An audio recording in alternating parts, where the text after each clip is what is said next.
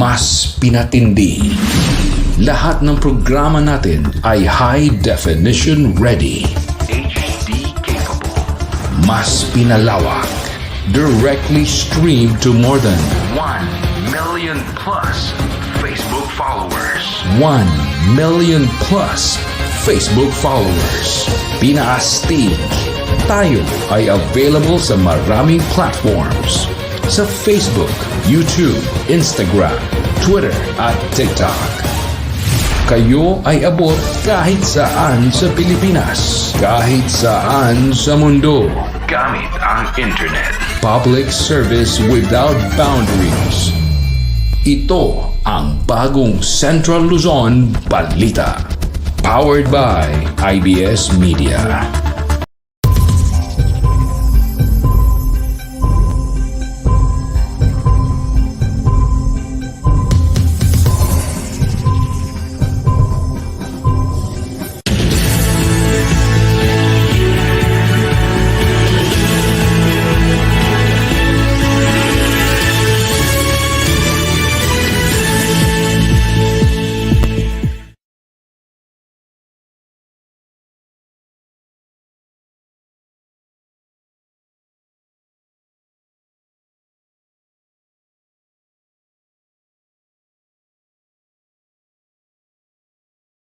Down because of the rise of the COVID cases. So the role of media will be very, very critical in the coming days. Not only in the pandemic, ano ba itong nangyari sa atin sa pandemya, but more importantly in the coming elections, in the Penlai elections. And after that, our role in the development of our country. Kung nakikita niyo po, ako po'y nakasuot ng pula, nag-jacket na lang po ako, pero wala pong pangalanan. Wala pong nakalagay ng pangalan. In deference and respect to the Publishers Association of the Philippines. Pagpaumanin niyo ho, at nakapula po ako ngayong umaga.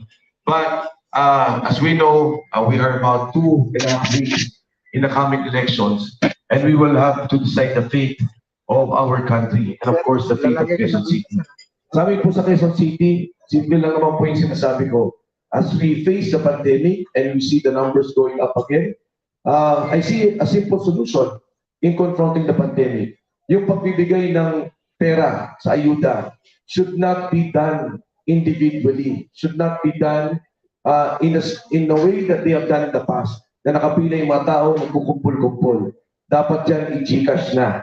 Dapat dyan ibahay-bahay. Para ang tao hindi magtikit-tikit at hindi magkumpul-kumpul.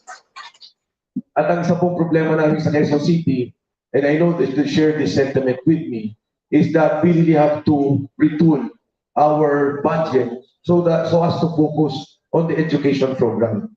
Dito po sa Quezon City, for every 100 adult population, only 20 graduate from college.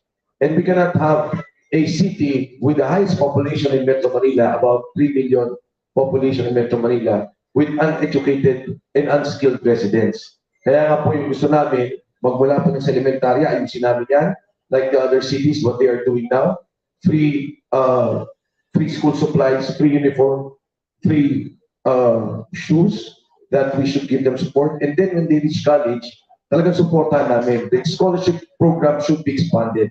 Nabigyan namin talaga ng allowance, 1,000 a week, 4,000 a month, and 50,000 a year. Yung dalawang programa pong pinanggit ko, hindi ko na lang po inimbento. Ginagaya ko na lang ang mas mahirap na syudad sa Metro Manila. Quezon City has a 30 billion budget. Manila has a 18 billion budget. Makati has an 18 billion budget. And Taguig has a 12 billion budget. But yet, they are doing better than us. So we have to really fix Quezon City in terms of education. So sa lahat po sa atin, sa mga mamamayan, sa ating po lahat na nandito, malaki po yung gagampanan yung role. The role that you will be confronted with in the coming days in building up this nation, in facing the pandemic, in facing up to the challenges of social media and globalization. And I'm sure that PAPI will continue to serve its role as one of the pillars of our media industry, pillars of our media sector. Hindi po kayo natanik na yanig noong araw at sigurado ako hindi kayo mayayanig sa darating na panahon. To all of you, thank you so much for this opportunity, for this honor and privilege. Welcome to Quezon City, and I welcome ourselves, all of us, in the coming millennia that we face the challenges of building up our nation. Maraming salamat, magandang umaga po sa inyo. Thank you, Mayor Mike. Thank you, sir. Okay, so I'd like to take this opportunity to present, sir. Thank you, sir. Since Sir Mike is very busy, we are going to present the Certificate of Appreciation to Honorable Michael Tan, Defensor. Please allow me to read the citation.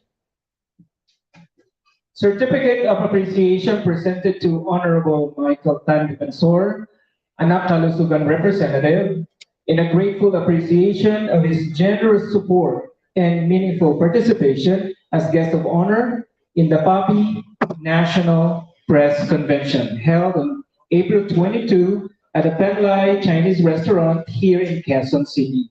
Signed, Adonis Paz, PAPI Secretary, Mr. Nelson Santos, PAPI President, and Johnny Daya, our Chairman Emeritus, together. Sir?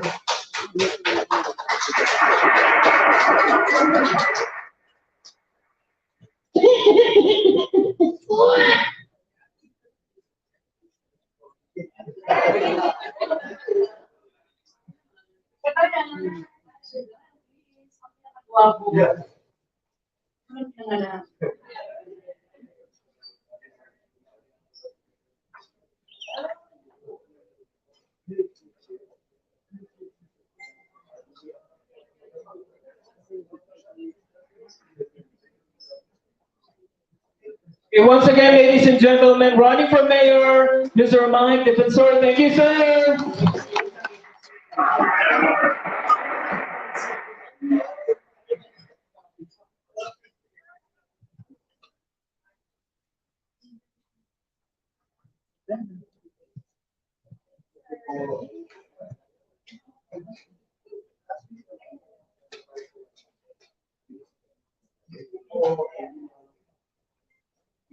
Okay, at this point, ladies and gentlemen, I'd like to call on stage our Vice President for Luzon, Ms. Jessica Bacot, for the conference overview. Ma'am Jessica?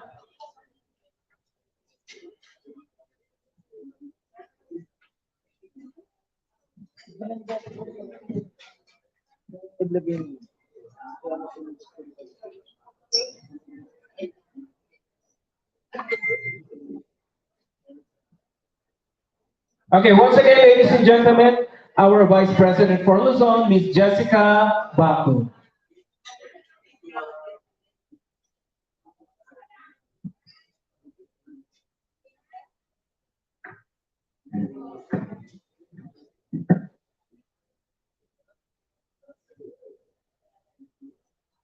Kailangan nasa front page ng diaryo niyo yan, ha? Baka mamaya picture lang ng picture, nasa Facebook lang, ha? Sa newspaper niyo din. At huwag niyo kalimutang ibigay ang GCash number. Just kidding on that. Just kidding on that, pero pwedeng seryosohin ni Sir yun. Okay, once again, ladies and gentlemen, our Vice President for Luzon, Ma'am Jessica Bacot, for the conference overview. Honorable Raul, Villanueva, Supreme Court Administrator, Honorable Mike Defensor, Anak Kalusugan Representative, Mr. Nelson Santos, PAPI National President, and Sir Johnny Daya, Chairman Emeritus, delegates from the different regions, friends, fellow publishers, a delightful morning. I'll be walking through you what the conference is about in the context of the theme of this undertaking. Today's conference has about 70 participants, attending from more than 50 publications across the country, making this occasion a truly national press conference in Spain. Every year, of course, except during the outbreak of COVID-19, we have the theme for this conference, Aging Public Environment Conflicts to Business. Dubbed as the community press, its challenges in the post-pandemic era, we have experts from across the field who will be with us today to share their thoughts, knowledge, opinions, to enhance our mental horizon. The major outcomes that we expect from this event is a national framework of the challenges in the post-pandemic era among the community press. We will be talking on best consultation with the Supreme Court Administrator and Bank Guidelines and PD 1079, the defects and weaknesses of the Filipino electoral system, and also journalists can give perspective on the Pinoy socio-political system. With events like this, the main outcome of this conference has always been the betterment of each of us. We hope media practitioners participate in such activities in a large number and make this occasion a successful one. I'm sure everybody will be going to enjoy as we will spend the day together until late evening. Noting, of course, our gratitude to the organizers under the headship of Knowledge and Publishers Association National President Mr. Nelson Santos. And I'm sure there are a lot of them who have worked this out, like Ma'am Rebecca Velasquez, Ma'am Clancia Orling, Sir Adonis, and Attorney J. Palanggo in terms of his support humanitarian. Ladies and gentlemen, the year 2020 has brought colossal changes that have encompassed a global pandemic and a renewal call for unity. We are reminded that we live in a persistently changing world, and as members of the 40th state, we offer to connect for everyone who wants to at any time and will continue to do so. We must be ready to listen and find new ways to adapt this year and beyond. Faced with pandemic, we have proven our ability to adapt, but I'm rather inspired about what has never been changed and will never be among our colleagues. I am referring to the competences, the interacting, the ethics, and the service. Just like the other night, our colleagues have prepared a surprise birthday celebration for our President, Sir Nelson Santos. Meanwhile, Attorney J. Palanggo, Executive Vice President, commented on the group picture, and he said everyone is looking great. Of course, I do agree. These guys are the morals that will make us true with our mantra. At this moment, you can escort the person next to you and say, what are we here to learn? We have to be innovative from time to time. Now is such a time to open opportunities, countless ones for us to embrace change that will strengthen us even as we remain true to our morals. Let us celebrate that we will be less about rules and keep moving in a direction at every level involved in the digital age, not one that simply looks for online ways just to keep going. Last but not the least, I would like to thank all the delegates and our eloquent speakers. I would like to sample my speech by encouraging the delegates to participate with an increasing number in all the activities and discussions for the next undertakings as well. I wish everyone a successful, safe, and fruitful conference. Thank you so much.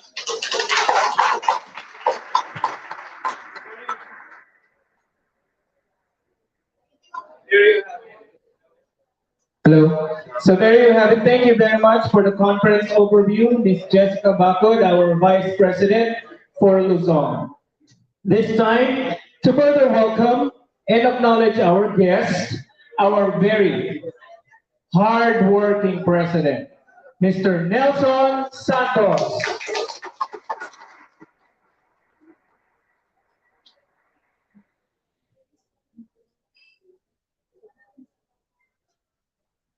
Thank you, Dan. Good morning, ladies and gentlemen. It gives me an immense pleasure to start this auspicious event by heartily welcoming everybody to our keynote speaker, Supreme Court Administrator, Attorney Raul Villanueva, Congressman Mike Defensor, our Chairman Emeritus Johnny Dayang, Dr. Adidin of FFCCCII, the PAPI National Officers and Members. Today, we have gathered here for a two-day convention, and we are also being shown live by different social media platforms with the theme, The Community Press Challenges in the Post-Pandemic Era. It is overwhelming that we now count for 48 years. I appreciate and thank each and everyone who put equal effort behind the success of our organization. We invited our Supreme Court Administrator and to share insights on related concern, particularly the PD Test 79 and AM 011-7 as keynote speaker. And to acknowledge our delegates, I will start the national officers. Please stand to be recognized. Our national officers, the Executive Vice President, Attorney J. Panambos, please stand. The Vice President for Luzon, Jessica Babut, from Tuligarao. Vice President from Visayas, Dr. Paulus Cañete, on the way. Vice President for Mindanao, Ms. Angelina Lim of Tawi-Tawi. Our Board Secretary, Dan Paz. Our Acting Auditor, Nida Cardona of NCR. The Board of Directors for Luzon, Mr. Joseph Punay. Board of Directors for Luzon, Alma Ochotarena from Pampanga. Board of Directors for Visayas, Andy Manatad. Board of Directors for Visayas, Dan Silvestrese from Tacloban. Board of Directors from Mindanao, Elpidio Soriano from Sultan Kudarat. And Board of Directors for Mindanao, Rompel Catolico from Jensan. Again, I welcome you, have fun, and thank you for joining. Good day. Thank you very much, Sir Nelson, our PAPI President. This time, our Chairman Emeritus will give us a special message. Let's put our hands together for Mr. Johnny Dayang.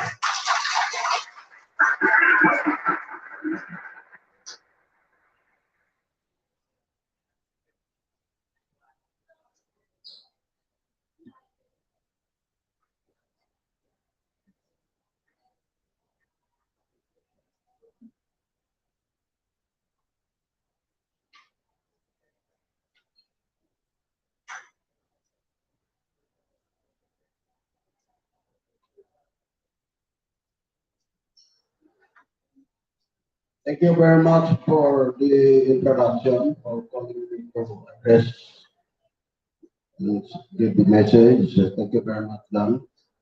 Our distinguished guest of honor, the Honorable Administrator of the Supreme Court of the Philippines, Attorney Raul Villanueva, Bautista Villanueva. My young colleagues in the Publishers Association of the Philippines, they're young because I don't see much of my contemporary anymore in the Publishers Association of the Philippines. There are a few of them now. Ladies and gentlemen, I am quite happy that Mr. Nelson Santos is still leading the organization with Attorney Panambo, Jay Panambo as Executive Vice President, and of course officers, national officers and regional officers of the Publishers Association of the Philippines. I will give you a little background about the Publishers Association of the Philippines, because not many of you were born or existing already at the time when PAPI was born.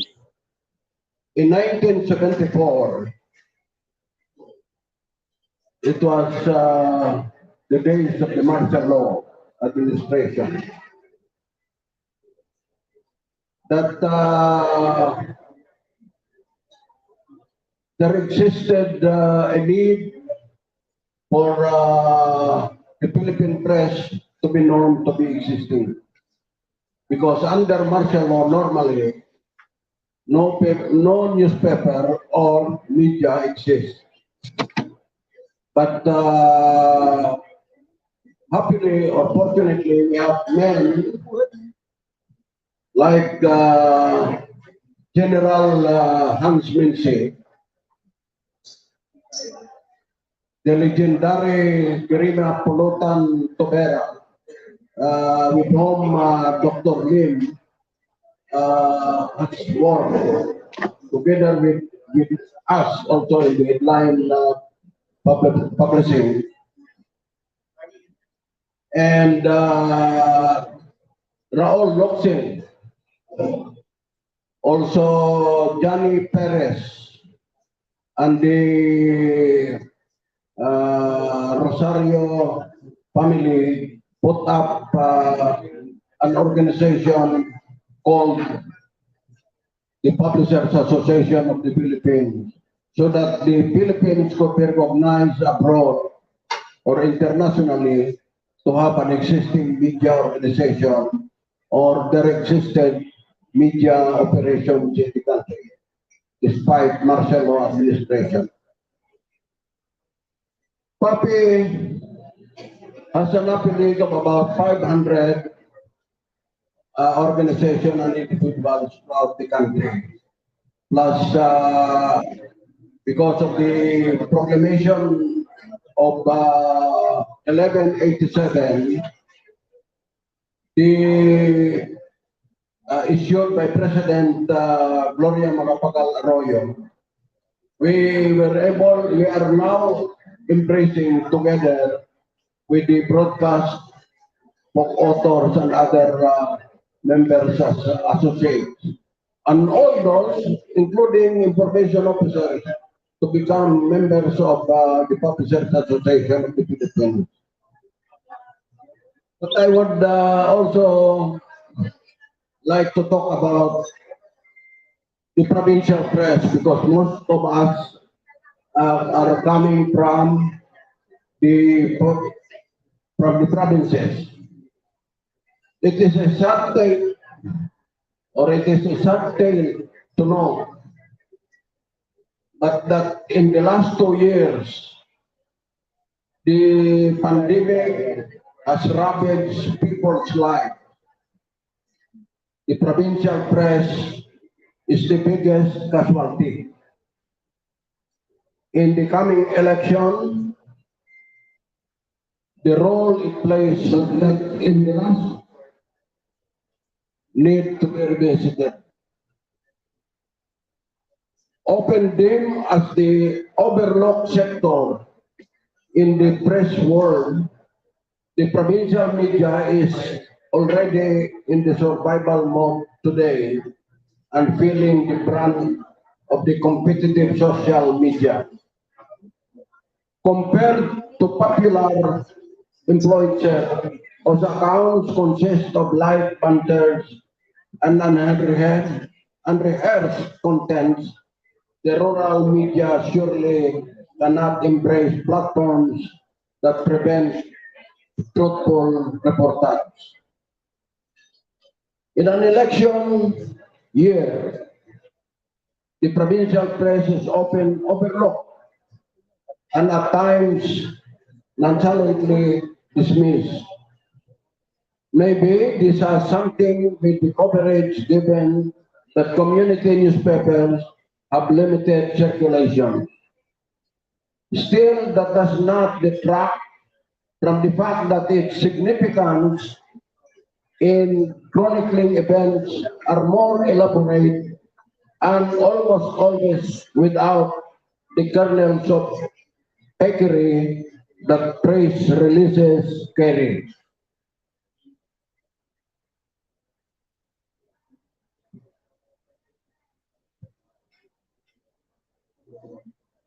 Surely, the dimension of coverage by a well-funded press organization places the provincial media survival in doubt. But in understanding the brass tacks behind full events, the community press covers more comprehensively full episodes than the national periodicals do not. While national papers and broadcasts focus on sessional events, political trends, and partisan undercurrents that can create publicity and promote public discussion, the provincial press presents the nitty-gritty of precinct-level news that bigger metropolitan publications set aside. As community newspapers face the prospect of being branded as endangered species, support for nationalist rule can encourage their continuing mission as public mouthpiece on issues that are normally given space in print and in broadsheet, broadcast. Publications are not measured by the value of investment or the number of staff. They are assessed by the way they discuss social issues outside the ambit of narrow view. Any community reporter understands coverage has nothing to do with goodness of publications or media organizations.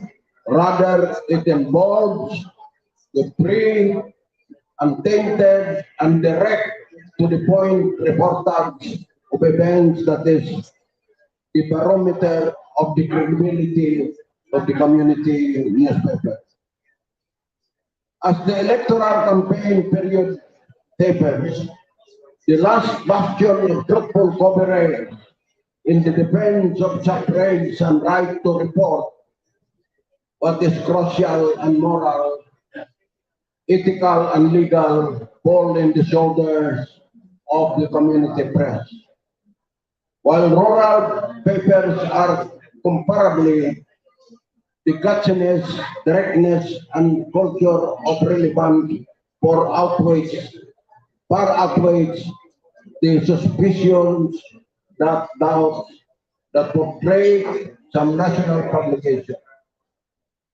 With the cost of printing aggravatingly hurting the number of copies the community newspapers can produce, such constraint deserves empathy.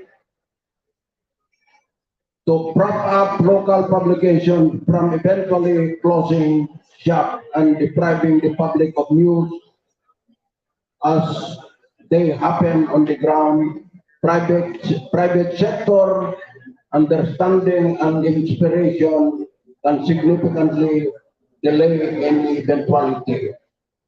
The rural media, after all, are the vanguards of truthful reportage and the crusaders against any form of social evil. I hope this Congress, Press Congress, the official name actually of this is the 25th National Press Congress is Congress. It's reported, it's registered as the National Congress of the Philippines of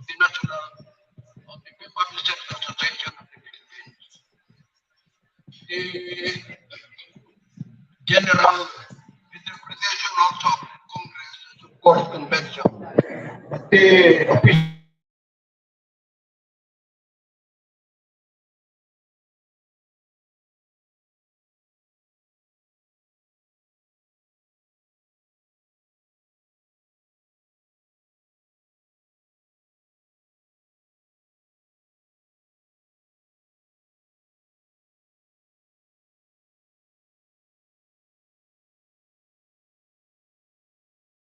of the Supreme Court of the Philippines, in the person of Attorney Raul Bautista Villanueva, because we are tied up with proclamation with PA 1079 and also proclamation 1187. Thank you very much and have a happy day.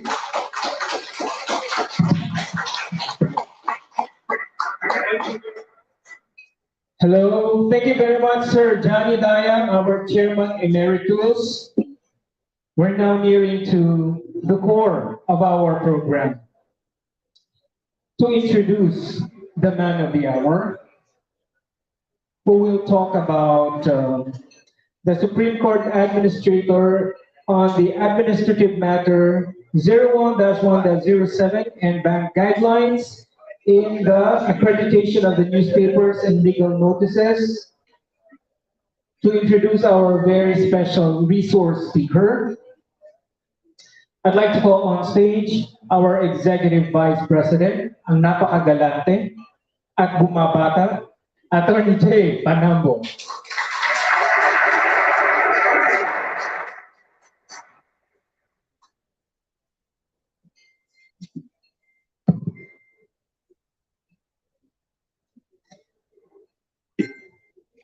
Salamat, Sec Dance, for that generous introduction. Akala ko ako mag-i-introduce. Ikaw pa lang nag-introduce sa akin. Anyway, good morning to everyone.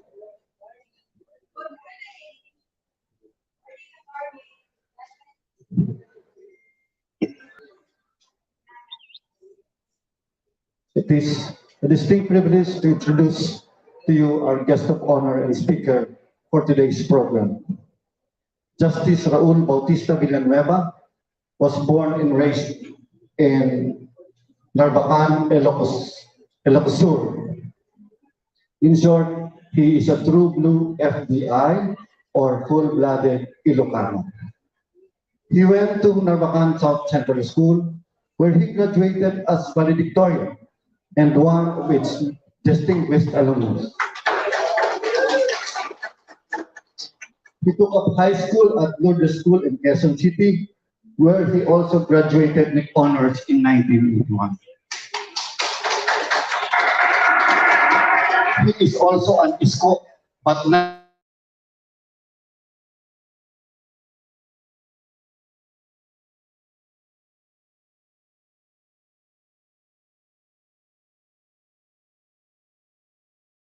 of laws in 1990. Prior to joining the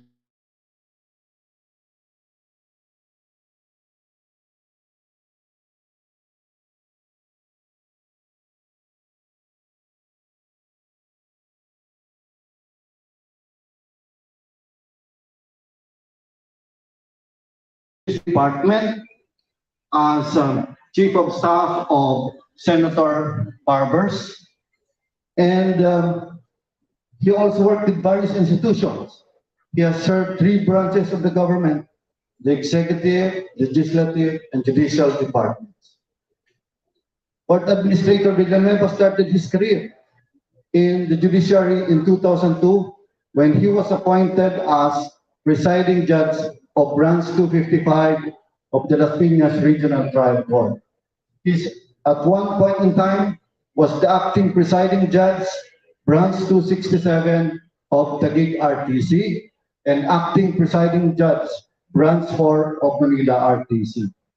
He also served as the executive judge of the Las Piñas City Regional Trial Court. During his stint in the bench, he discharged his judicial work with distinction and disposed of his dockets with dispatch and earned him nominations for the Judicial Excellence Award. He was also the charter president of the Las Piñas City Judges Association and later on become the executive vice president of the Philippine Judges Association. On March 2, 2010, he was promoted as the deputy court administrator with the rank of the Associate Justice of the Court of Appeals. His work has been primarily involved in supervising the first and second level trial court judges and their respective personnel. He was also assigned to various committees of the Supreme Court, which involves drafting of the rules, developing policies, piloting reform initiatives, and implementing programs to further promote and enhance the administration of justice. He is also into teaching. He conducts lectures for us lawyers in undergoing MCLE or mandatory continuing legal education. He is also a professorial lecturer at the Philippine Judicial Academy and the vice chairperson of the Court Management Department of the Supreme Court.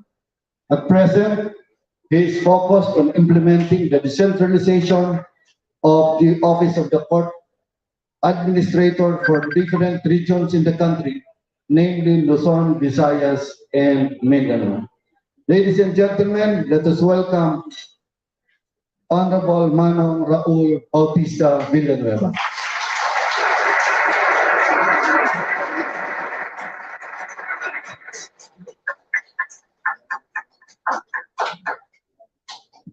Maraming salamat. Maraming salamat, Attorney Jay Panambo. Palapakan po natin si Attorney Jay. Kanina pinag-uusapan namin na yung election ninyo bukas. So tinatanong ko si Attorney Panambo kung si Attorney Jay, kung siya ay tatakbo muli. At ang sabi niya sa akin ay secret. Secret daw po, secret. Anyway, with your permission, I hope you don't mind if I can take off this face mask. Sana may sanitation protocols tayo when it comes to using the mic. Anyway, unang-una sa lahat, syempre, ang pagbati ko muna sa ating minamahal na Presidente, Nelson Santos Santos.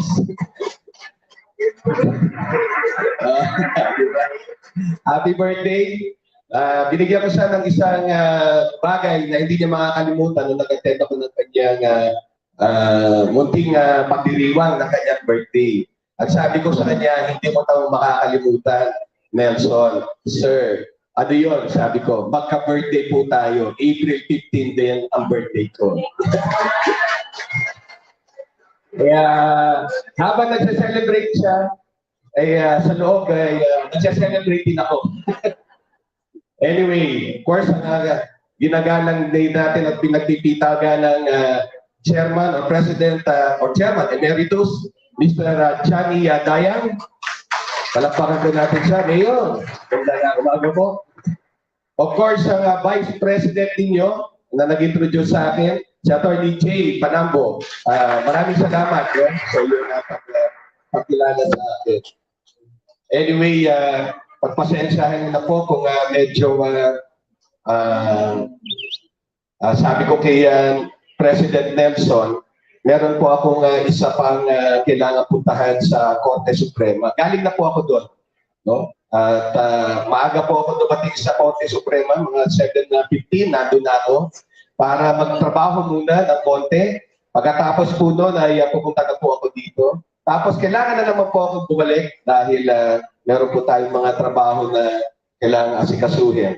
Pero dahil napakahalaga po ng PAPI, para sa akin po kahit bago pa lang akong pakilala po ninyo, ay talagang sabi ko kay President Nelson, ibibigay ko ang lahat ng pwede kong oras sa abot na aking makakaya bago ko kailangan bumalik sa Korte Suprema. So, which means mga 30 minutes na lang from now. Pero lang, of course, binabati ko rin ang inyong LC, si Adonis, no? Adonis. Bagay na bagay sa kanya ang kanyang pangalan. At bahala na kayo kung bakit. Anyway, Allow me to just, of course, I have to do my job of delivering something for all of you. So I hope you don't mind. I just prepared something just to share with all of you. And of course, I was told that there might be some siguro parang open forum or consultation. Please, I am more than willing to answer as many questions as I could later. So allow me to, of course, proceed with my, of course, message to all of you. Of course, first and foremost, binabati ko lahat ng mga officers ng PAPI, the Publishers Association of the Philippines Incorporated. Pasensya na po kayo kung hindi ko kayo pangalan ng isa-isa. Pero maniwala po kayo sa hindi, ay ako po ay nakalaan po, makilala po kayong lahat sa mga susunod pang mga araw. Tapos, siyempre sa lahat ng mga dumalo dito sa inyong National Press Convention, yung mga community newspaper publishers, siyempre yung mga regular and associate members of PAPI, yung mga media executive editors, at saka print and broadcast journalists, if they are present, of course, yung mga campus journalists, kung meron man, and of course, kung meron man mga faculty advisors who are present. So, to me, there is no doubt that I am before a very powerful group. Information is a capital, and those who wield it, like the distinguished men and women behind PAPI, possess an insurmountable amount of power at their disposal. Very powerful po kayo. Alam ko na alam nyo yan. You have the power to uplift individuals, to instigate community change, and to direct the nation's common aspirations. We all know, however, that this privilege, this power that you have, entails adherence to truth and dignity. And this requires also an allegiance to this truth and dignity. And such adherence is even made more challenging now, and which is part of your theme for this convention, because of the COVID-19 pandemic, that we are all subjected to changing the usual way we go about with our daily lives for the past more than 2 years. Still, the pandemic has accelerated not only for the judiciary changes, but also in our media with respect to cultural and technological evolutions that were projected in the past, na could not have come as early as during the pandemic. In particular, the field of mass communications, including but not limited to the traditional press media, has outgrown these usual lines of dissemination.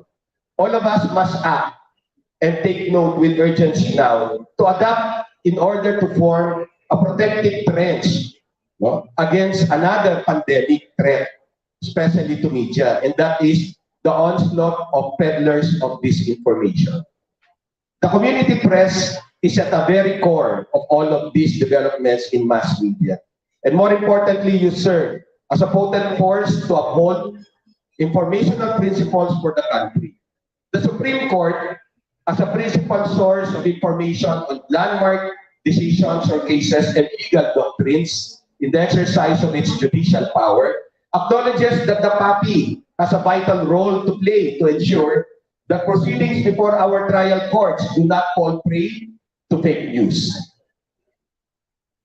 Under Presidential Decree number 1079 na nabanggit ng ating mahal na Chairman Emeritus Johnny Dayang, which is a Marcos-era issuance, it became necessary to properly disseminate information contained in judicial notices, advertisements for public biddings, notices of auction sales, and other similar notices required by law. It is the law, PD 1079, which revised and consolidated all prior laws and decrees regulating judicial and legal notices.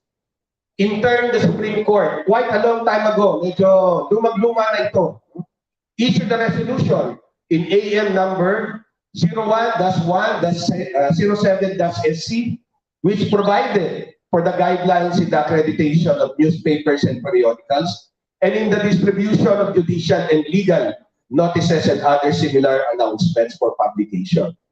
These guidelines were promulgated by the Supreme Court to ensure that they are aligned with PD 1079 as amended, as there were concerns previously expressed by various sectors that despite circulars from the Supreme Court and the Office of the Court Administrator, there were still some irregularities or even non-compliance with what is required under PD 1079, and which had to be corrected by AM number 01-1-07-S.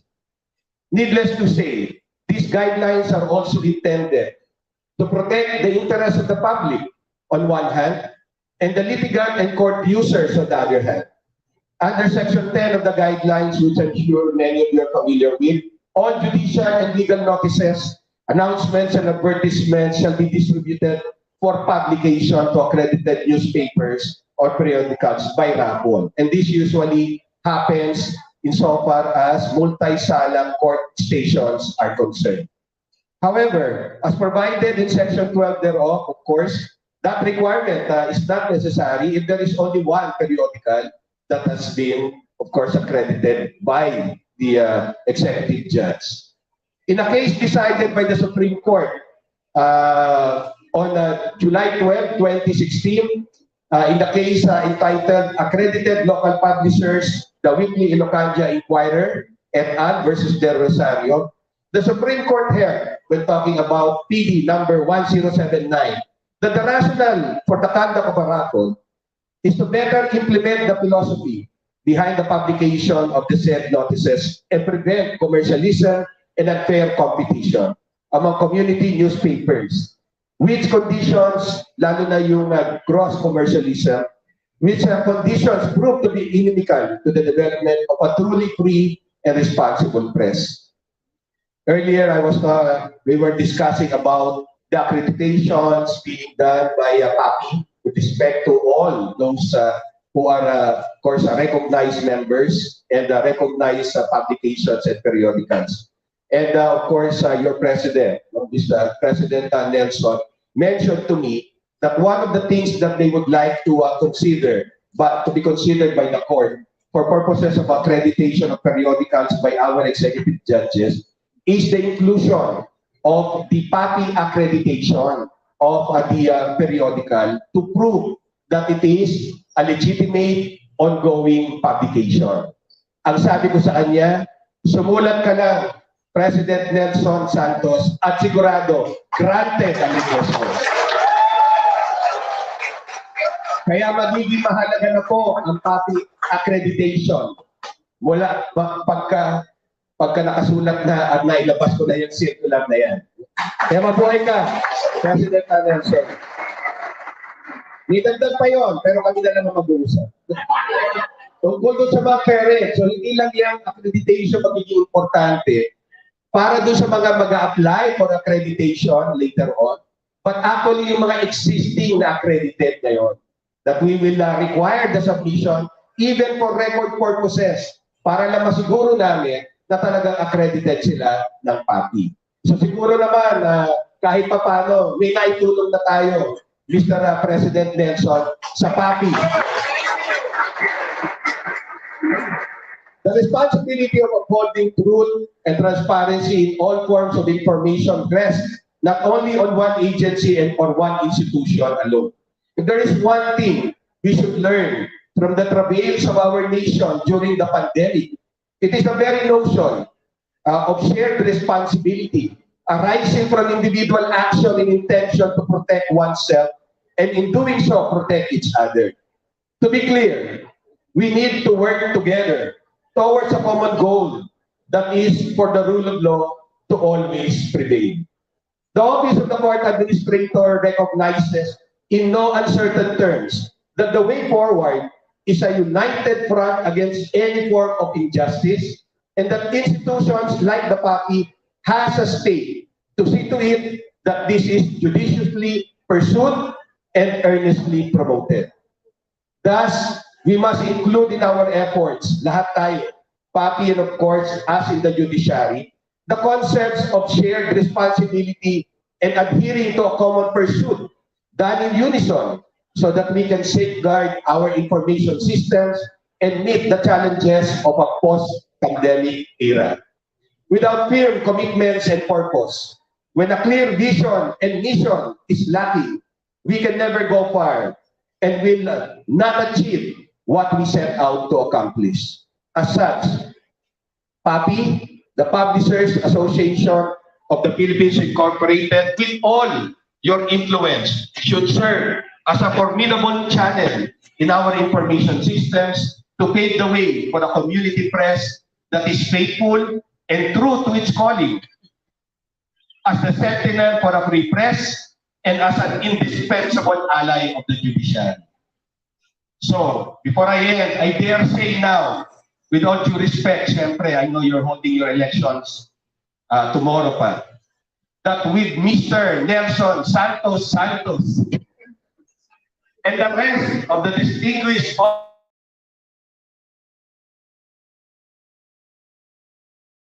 undoubtedly with your two-day convention, starting today up to tomorrow,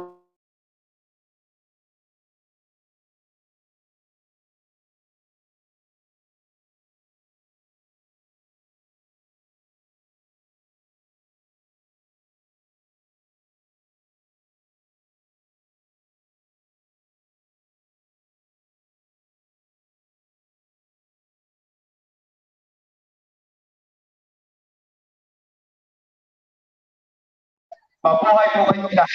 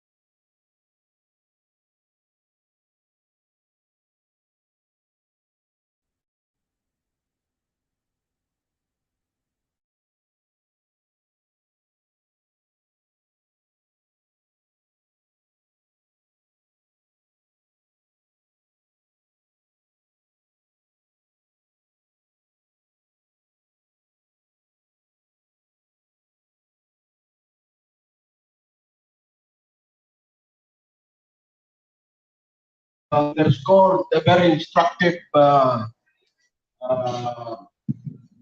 speech, which will ensure will guide all of us in the Publishers Association of the Philippines. The idea of accrediting our newspapers and periodicals is very important area that must be acted upon, because we consider ourselves as an industry that protects press freedom and promotes national welfare. And therefore,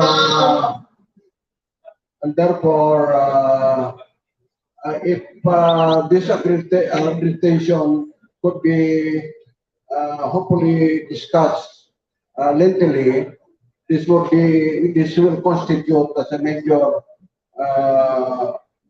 area that must be worked out with the distinguished court administrators and our colleagues here in the Publishers Association of the Philippines.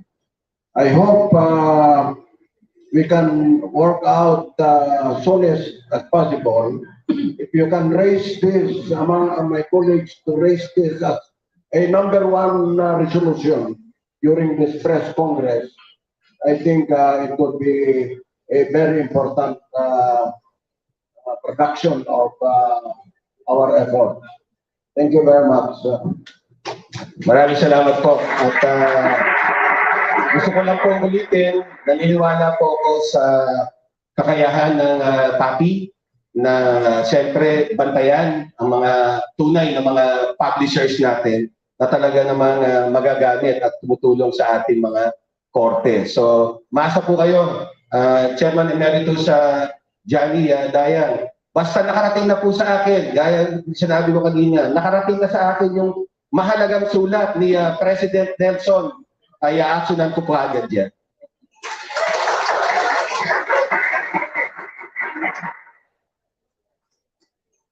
Good morning, sir. Good morning. I'm the publisher of Balita Tirador, Sunday Punch newspaper at saka Balita also from Tacloban City. Okay.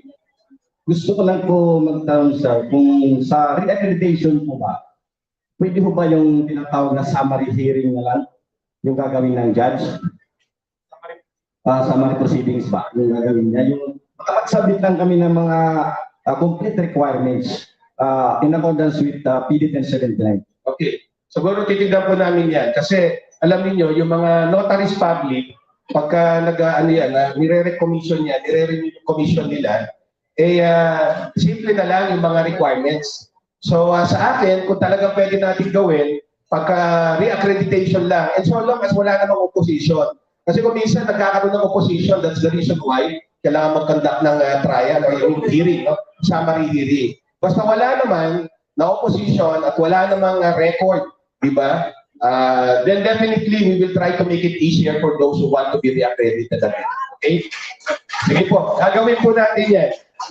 Sana matandaan ko lahat ng mga pinapangako ko dito. Paalala niyo po sa akin. Huwag po kayo mag-alala. At kung hindi niyo pa ako kilala, tumutupad po ako sa usapan.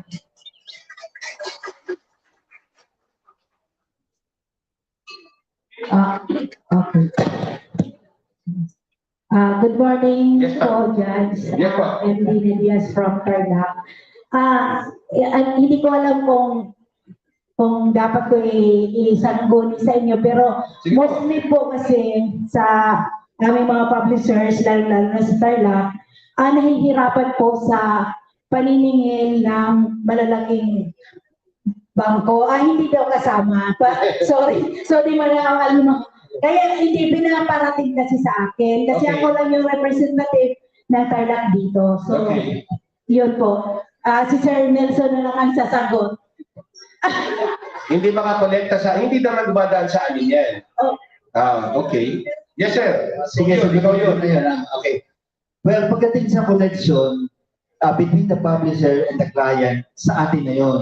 Wala na out na doon ng mga executive judge ang fair to court. Tayo, pag nagpa-accredit tayo, pag nag-renew, they require them to submit yung rates natin. So, naka-attach na doon. Once na naka-attach yung advertising rate natin at inapprovean may order, it means, alam na executive judge kung ano yung presyo na sinasabit natin sa client. Kung nagkakaroon ng problema ang client between us, sa atin, internal na lang natin yun. Wag na natin silang bigyan ng sakit ng ulo Correct. sa ganun. Ang sasabihin mo sa kanila, tayo, nag-comply tayo sa requirement ng executive judge, inatasan natin yung advertising rate, yun ang inaprubahan. I'm sure alam ng EJ yun, ng clerk of court, yun sa mga sinabit natin, inang basis. Hindi sila mag-issue ng order kung wala yung hindi na nakita executive yung advertising rate na yun eh. Yun ang rate talaga natin dapat na sinusunod. All right, thank you very much, Sir Nelson. We have to fast track another question from Ma'am Ida from Valenzuela. Teka, iitagdag lang po ako dyan.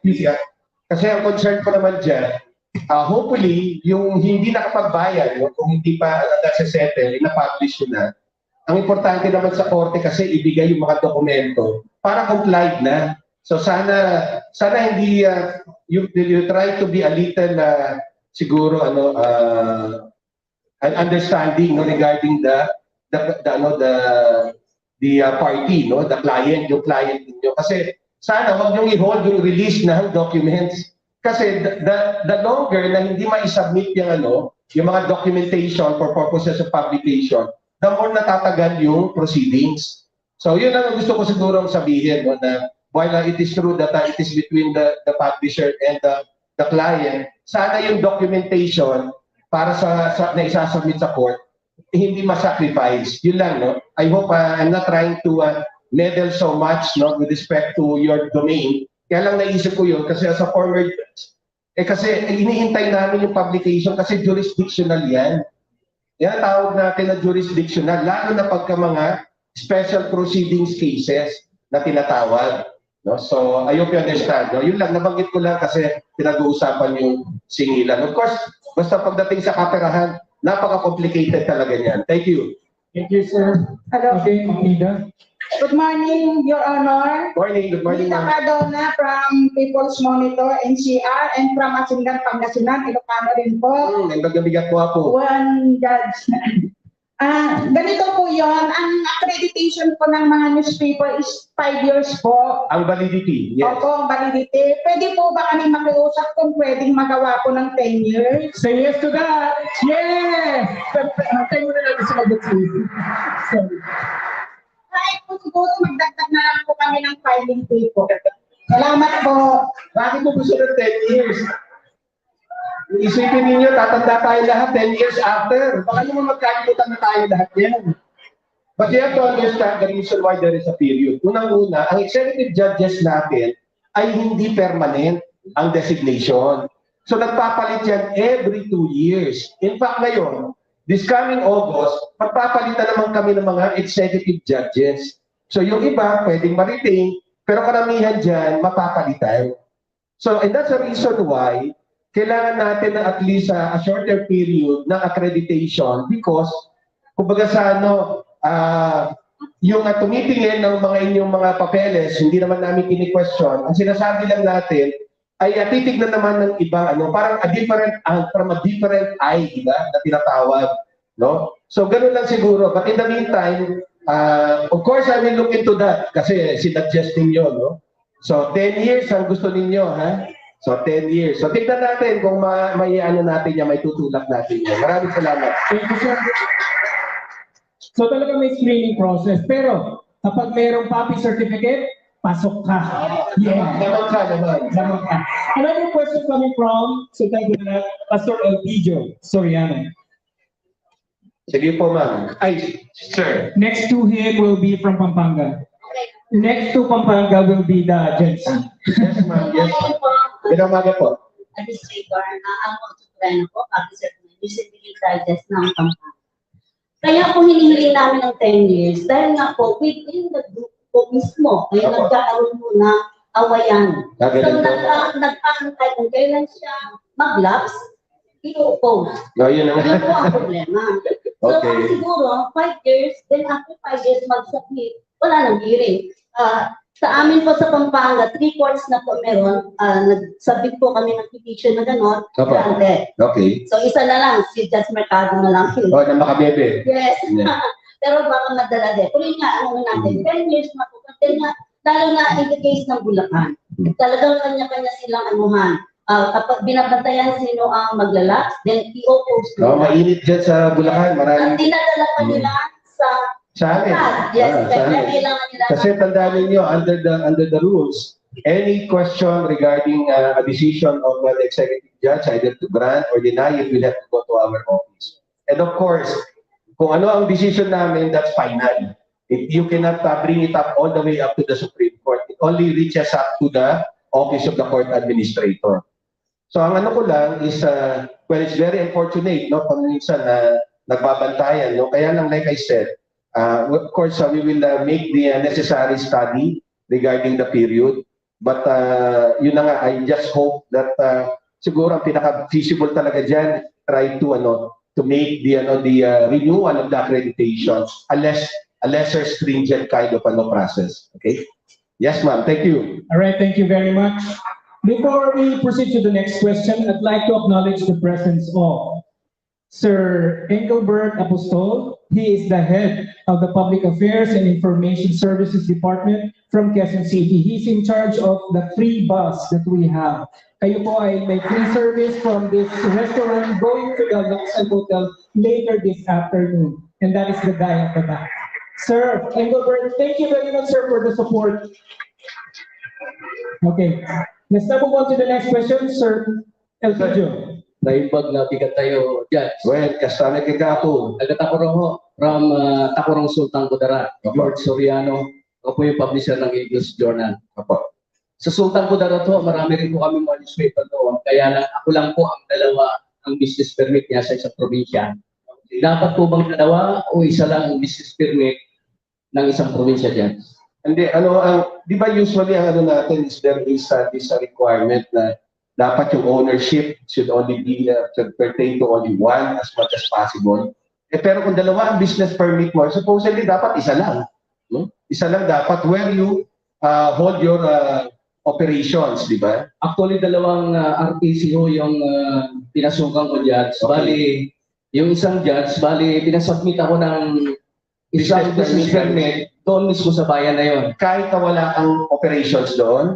Actually, may operation ako judge. Kaya lang, isang probinsya yan, Sultan Kudarat, magkatabi lang na bayan. Okay.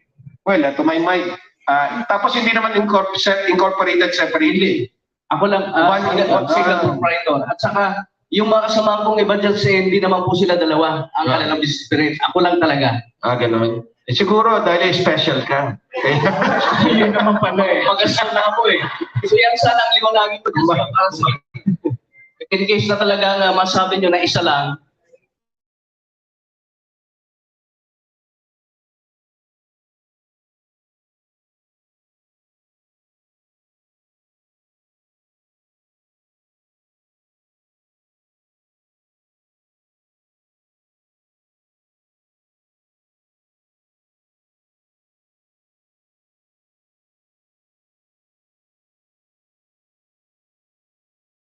kita yung website yung but you can write, you can send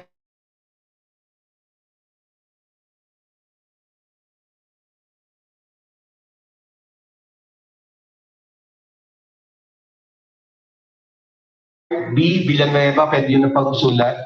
All small letters po, no? R for Raul, B for Bautista, Villanueva. So, RD Villanueva, .sc, no? SC for Supreme Court, no? At judiciary.gov.ph. So, idiretso nyo na lang po sa akin. At wag lang po kayong masyadong magagalit kung hindi ko kayo nasasagot kagad dahil ang dami kong ginagawa, kung minsan hindi ko nabubuksan kagad yung email address ko. But I assure you, the moment na makita ko yan, ay sasagutin ko at gagawin ko ng paraan para matugunan ko ano man yung gusto niyo maliwanagan ko. Okay, just gagawin. Opo. Thank you, sir. Opo. So, ulitin ko lang po, rdvillanueva.sc at judiciary.gov.ph. Okay, we're going to entertain last two questions. In as much as our honorable speaker wanted to accommodate all the questions, no? Ma'am Mel, Ate Mel Siriaco will be raising her question, please. Okay. Hi. I'm sorry. Okay, from the other. You will be the last one, rather. Good morning po, Your Honor. Magandang umaga po. I am Rene Basmayor, publisher of the Stardust News, a national weekly newspaper in Bicol region po. Tanong ko lang po ito, siguro po kasi kailangan ma-correct po ito doon sa aming probinsya. Kasi yung kalaban kong newspaper po doon, hindi ko nga makita yung anino ng newspaper eh. Okay. Pero he was been allowed by the executive judge to participate in the raffle of judicial. So kami po, in the capacity as publisher, continuously every week may pandemic, wala, ako na lang ang lumalabas sa newspaper. And then, lagi pa akong walang nakukuha ang publication kasi pag minsan hindi nila pinararapon. Okay. O binabypass ako, although accredited ako, sila lang ang meron. Hindi ko alam kung bakit hindi na pinaparapon. So sabi ko, something is wrong with the Opo, mayroon po tayong mga desisyon sa Supreme Court na pagka hindi nirarapol yan, pwedeng administratively liable, no, yung executive judge. So that is why po, naghahanap ako ng copy sana ng newspaper para makita ko in order to prove to them na hindi naman ito nirapon pero pinabi sila. So they will be liable for that. Siguro po, may incorporate po doon sa kay President Nelson na kumasulat po sa inyo na maisali po sa accreditation yung dapat yung subsequent na paglabas ng newspaper. Hindi po dapat yung fly-by-night na once inasinti niya, lalabas siya, tapos accredited siya. O ngayon, tatlo po kami doon, pero ako ang walang kukuha. Ako may mayor's permit, ako may tax clearance. Sila wala naman eh, pero pinapayagan sila ng judge. If you want me to call the attention of the judge, you can write to me. You can send your email to me. Hindi ko natatandaan. Baka sakali po. Sige po, Judge Suda. Si Judge Evan Tison. Sa ano yan? Sa DAE, sa Marines Norte. Yes po. O sige po, nasasuhulan na po kayo. Yes, sir. Thank you, Your Honor. Thank you po. Wala problema po. Action agad. Okay. Before we go to the last question, which will be made by Ate Mel Siniaco, ladies and gentlemen, let's welcome in the house Mr. Bobby Brillante for Vice Mayor of Makati. Sir, welcome as a veteran broadcaster and journalist. All right, Ate Mel, go. Yes, ma'am. Maraming salamat po, sir. Una sa lahat ay pinagmamalaki ko po ngayon na next week ay makapanayan po namin sa radyo DWN Radio ang ating butihing panauhin. Dahil hindi lang po kami sa dyaryo, kundi sa radyo po. Ngayon, ma-share lang po namin sa inyo na sa Nueva Ecija po, ipinangangalandahan namin ng magandang katangian po at kaangkinan ng PAPI. Okay. Kaya lang, meron po doon na mga jurista na hindi lang member ng PAPI, parang ang yabang-yabang pa. Okay. Ang tanong ko sana ngayon, kailan i-implement ni Sir Nelson Truyo po na ipatupad yung pag hindi ka member ng PAPI, wala kang KK na pumunta sa... Ganito po yun. Ang idea po natin is bigyan ng halaga yung accreditation ng PAPI. Yun ang gusto po natin gawin. Kung hindi ko alam kung may iba mo bang association ng mga publishers sa Pilipinas, meron pa ba? Na alam niyo? Kasi kung hindi, then we can consider that, no, of value and weight. Yun ang sinasabi ko po. Of course, hindi naman automatic na tatanggalin na natin kaagad sila, no? Kasi nga, lalo na kung accredited sila ngayon. Kasi ang sinasabi ko is, unang-una, require namin yan just for record purposes for the current, di ba, mga accredited newspapers and periodicals. And then second, in subsequent applications, dapat isama rin yung PAPI, na if they have a PAPI accreditation, that they have to include it as well. Okay? Kasi, syempre, ayaw naman natin yung discriminate tayo kasi hindi ko alam kung ano po yung, kung meron man, no? Kung wala, then definitely, wala kayong magiging problema sa amin. Pero kahit na meron, wala pa rin naman kayong magiging problema sa amin. Yun lang naman ang sinasabi ko. Okay? Actually, yung question nyo na kung merong other group, meron siguro mga 10 naman ho sila sa isang grupo nila. So, compared sa aming grupo na almost 200. So, ang PAPI organization, ito lang po yung may presidential proclamation ni President Gloria Macapagal Arroyo noong 2016. So, kami ho ang nag-lead sa lahat ng media organization pagdating sa every first week of December sa National Press Congress. So, other media group, tayo naman ho sa PAPI, kung ayaw, hindi man ho mandatory kailangan mag-member sa atin. Iyan pa rin natin yung freedom. Kung gusto nila doon sa kung saan man sila organization, okay naman. Like other media organization, KPP, NPC, PPI, hindi ho natin sa kalaban, mga kaibigan po natin sila. Lagi ho namin nakasama ko sa Malacanang yan. Together, paminsan-minsan nag-meeting kami doon. Kanya-kanya naman ho kasi tayo ng obligasyon. Ang KBB, mga broadcaster po yan. Ang NPC, mga reporter po yan, columnist. Ang PPI, publication din po yan. More on institute sila. More on training naman po sila. Only the Publishers Association of the Philippines ang nag-handle when it comes to legal notice. Thank you. Okay, thank you. Thank you for that one. Isama mo yung sa sulat mo 2016. Yes po. Just to elaborate,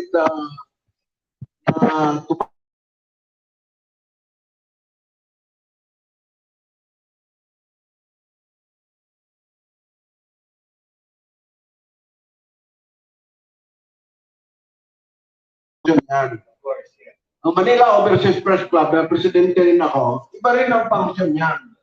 Ang Philippine Press Institute, na naging director din ako roon ng 5 years, iba rin ang function yan, training.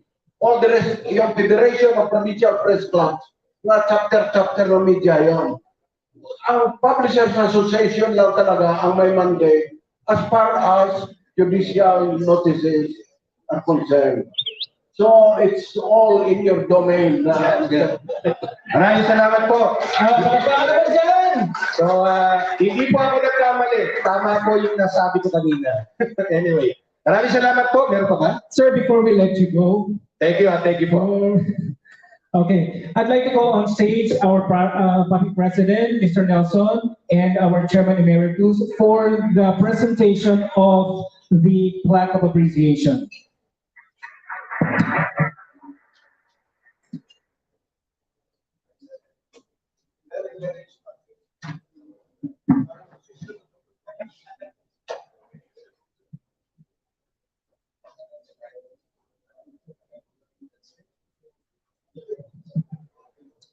Ladies and gentlemen, allow me to read the citation. Certificate of Appreciation presented to Honorable Raul B. Villanueva, Supreme Court Administrator, in grateful appreciation of his generous support and meaningful participation as keynote speaker in the PAPI National Press Convention held on April 22 here at the Penlai Chinese Restaurant, Quezon City.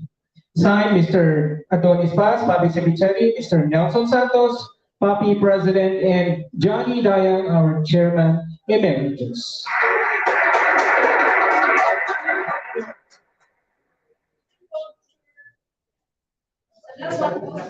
All right.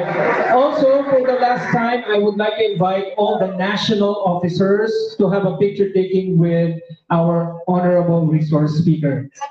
All national officers of PAPI, please.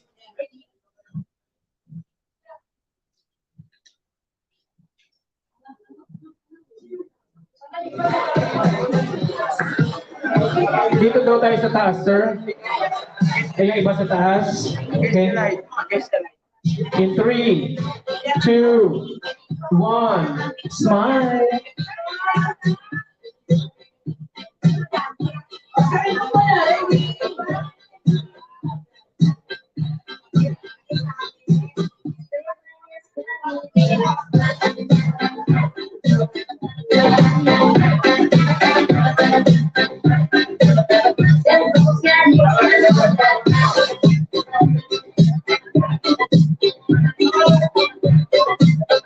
Another souvenir from the Publishers Association of the Philippines. This time, the front cover of the Publisher magazine.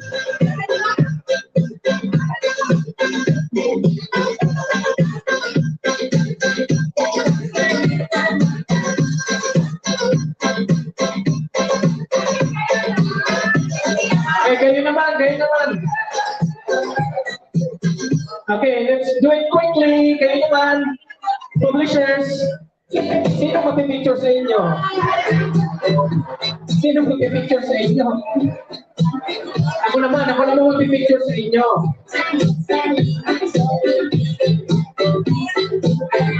Alright, 1, 2, 3. 1, 2, 3. 1, 2, 3. 1. Dito po yan. 1, 2, 3. Alright, thank you very much, ladies and gentlemen. Our very special resource speaker, Honorable Raul Bautista, Villanueva.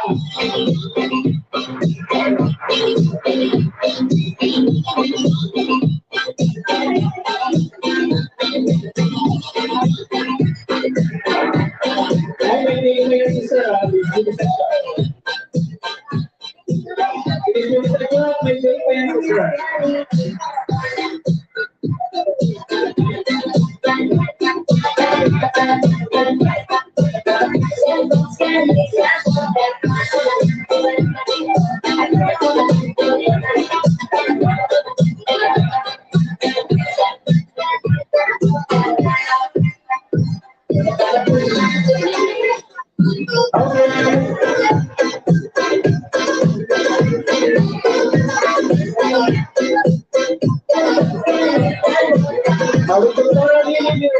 Our major sponsor.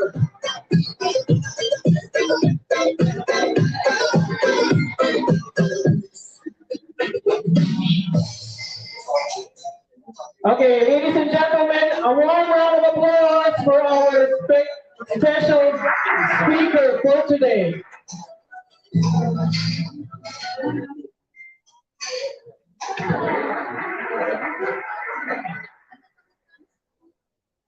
Okay, settle down now.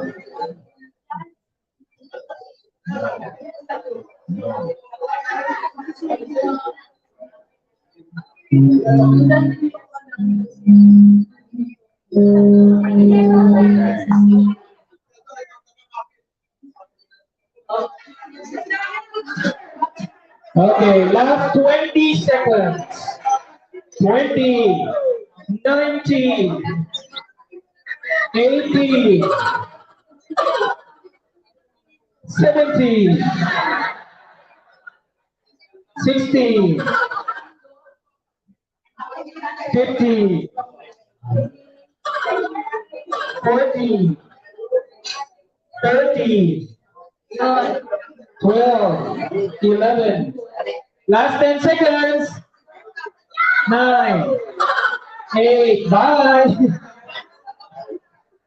7, 6, 5, 4, 3, 2, and 1. Okay, thank you very much, officers. Okay, sit down. Hindi binabalik ako.